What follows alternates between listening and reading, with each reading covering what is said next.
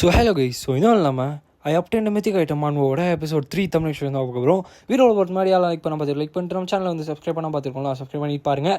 இந்த எபிசோடு என்னோட ரொம்ப ஃபேவரட்டான எபிசோட். ஸோ அதனால் தரமாக இருக்கும். ஸோ ஸ்கிப் பண்ணாமல் பொறுமையாக வந்து பாருங்கள். ஸோ ஓகே கைஸ், ஒரு அவசரமாக ஸ்ட்ரைட்டாக வீடியோக்குள்ளே வந்து போயிடலாம். ஸோ ஸ்டார்டிங்லேயே வந்து பார்த்தீங்கன்னா அந்த ஏ ரேங்க் மெஜிஷியன் இருக்கான் இல்லையா, அவன் தான் வந்து வரான். வந்துட்டு டேய் நான் தான் சொன்னேன்ல உன்னை பார்க்க வருவேன்ட்டு, கரெக்டாக வந்திருக்கேனான்றமா சொல்லிட்டு நம்ம ஹீரோ பார்த்து சொல்ல, நம்ம ஹீரோ வந்துட்டு ஜுங்கு மின் இது எல்லாத்துக்கும் காரணம் நீ தானா அப்படின்றமா சொல்லிட்டு அவன் வந்து கேட்பான். அப்போ நம்மளோட ஜுங்கு மின்னு வந்து பார்த்துட்டு இருப்பான். ஏன்னா நம்ம ஆள் வந்து கரெக்டாக வந்து நீ தான் இந்த பாய்சன் ஃபாக்லாம் வந்து ரிலீஸ் பண்ணியா, இந்த மெட்டியோர் கில்டை வந்து அட்டாக் பண்ணுறதுக்காக தான் நீ வந்தியான்ற மாதிரி சொல்ல ஆமாம் கரெக்டு அப்படின்ற மாதிரி சொல்லிட்டு அவன் வந்து சொல்லுவான். அப்போ நம்ம ஹீரோ வந்து பார்த்திங்கன்னா பயங்கரமாக ஷாக் ஆயிடுவான். அவனுக்கு வந்து சத்தியமாக என்ன பண்ணுறதுன்னு வந்து தெரியாது. அதுவும் இல்லாமல் அவன் ஏ ரேங்க்கு இவன் டி ரேங்க்கு, ஏனி வச்சா அது எட்டாது. அதனால வந்து என்னடா இதுன்ற மாதிரி சொல்லிட்டு பார்த்துட்டு இருப்பான். அப்போ வந்துட்டு சரி நான் இந்த நேரத்தில் கொஞ்சம் பொறுமையாக இருக்கணும், ஃபஸ்ட்டு இந்த சுச்சுவேஷனை வந்து அண்டர்ஸ்டாண்ட் பண்ணிக்கணும் அப்படின்ற மாதிரி சொல்லிட்டு அவன் வந்து எதுக்காக இதெல்லாம் வந்து பண்ணுறன்ற மாதிரி சொல்லி கேட்பான்.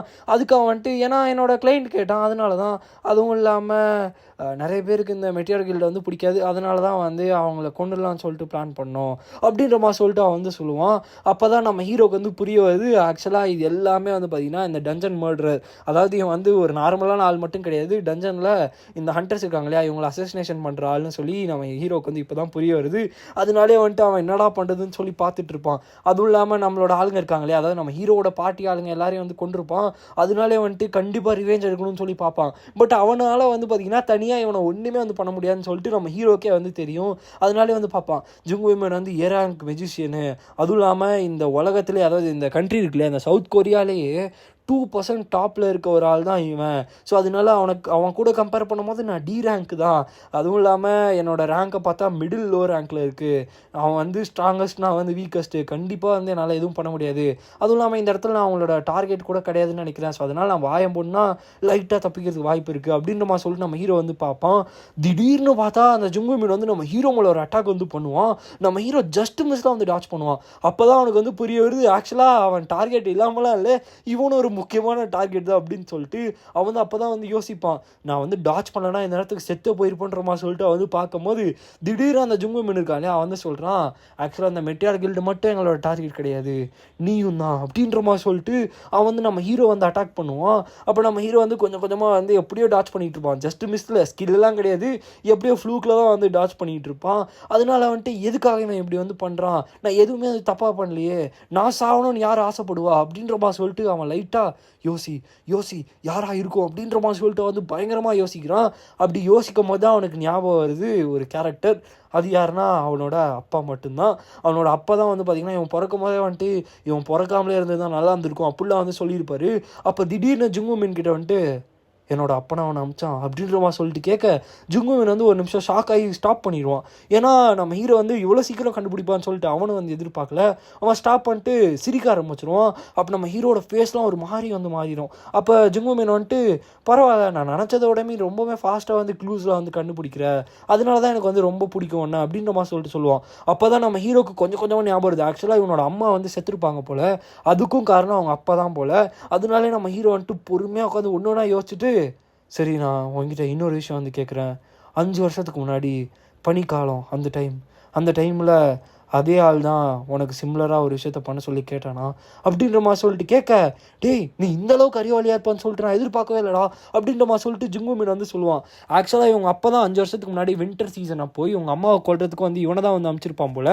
ஸோ அதனால இப்போ தான் நம்ம ஹீரோ வந்து எல்லாத்தையும் கனெக்ட் பண்ணோடனே இந்த மாதிரி நீ கனெக்ட் பண்ணுன்னு சொல்லிட்டு நான் எதிர்பார்க்கலன்னு சொல்லிட்டு அவன் வந்து ஷாக் ஆயிடுவான். அப்படியே நம்ம ஹீரோ செம்ம கோவத்தில் இருக்கான். அப்படியே நம்ம வூமனை பார்த்த மாதிரி வந்து பார்த்திங்கன்னா நடந்து வர ஆரம்பிக்கிறான். வரும்போது வந்துட்டு ஒரு அப்பனால் வந்து இப்படி பண்ண முடியும், அவனோட பொண்டாட்டியை கொல்ல முடியுது, இப்போ அவனோட பையனையும் கொல்றதுக்கு சொல்லியிருக்கானா அப்படின்ற மாதிரி சொல்லிட்டு வந்து வரும்போது ஆமாம் ரொம்ப மோசமாக இருக்கான்ல, நீயும் அக்ரி பண்ணுறியா ஹியூங், அதனால தான் சொல்கிறேன் செத்து போயிரு அப்படின்ற மாதிரி சொல்லிட்டு அந்த வூமன் வந்து பார்த்திங்கன்னா நம்ம ஹீரோ மேலே அட்டாக் பண்ணுறதுக்காக வந்து அட்டாக் பண்ணுவான். அப்போ திடீர்னு என்ன ஆகும்னு பார்த்தீங்கன்னா நம்ம ஹீரோ கிட்ட அந்த மித்திக் ஐட்டம் இருக்கும் இல்லையா, தரமான சீனு, அந்த மித்திக் ஐட்டம் அந்த ஓடினோட அந்த ஐ வந்து பார்த்திங்கன்னா நம்ம ஹீரோ வந்து என்ன பண்ணுறான்னா எக்யூப் பண்ணிடுறான். அதாவது இப்போ ஓனர் வந்து மாற்ற முடியாது, நம்ம ஹீரோ வந்து அந்த ஐயை வந்து யூஸ் பண்ண போகிறான்.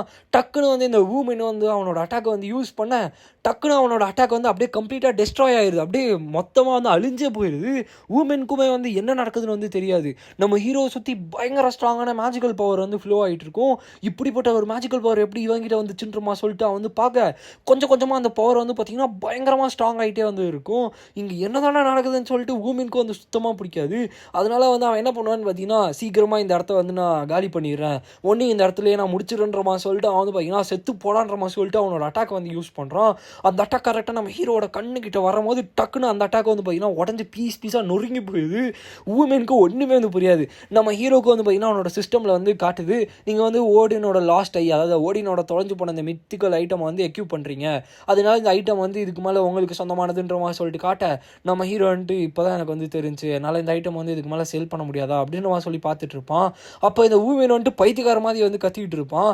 அப்போ நம்ம ஹீரோ வந்து பார்த்தீங்கன்னா இந்த இது இருக்கு இல்லையா ஓடினோட ஐ, இதை வந்து யூஸ் பண்ணி இந்த இடத்துலையே வந்து அவனோட அட்டாக்கை வந்து காப்பி பண்ணுறான்.